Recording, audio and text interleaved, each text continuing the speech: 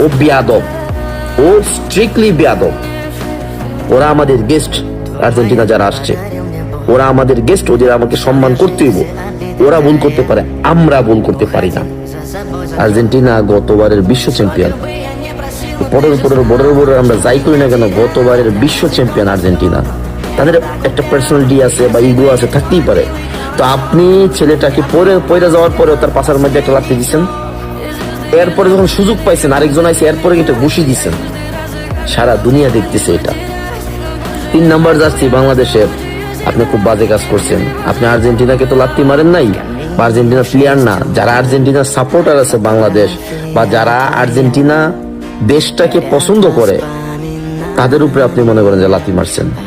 আমরা বাংলাদেশের ইমেজ আপনি ছোট করছেন, খুবই বাজে কাজ করছেন আপনি।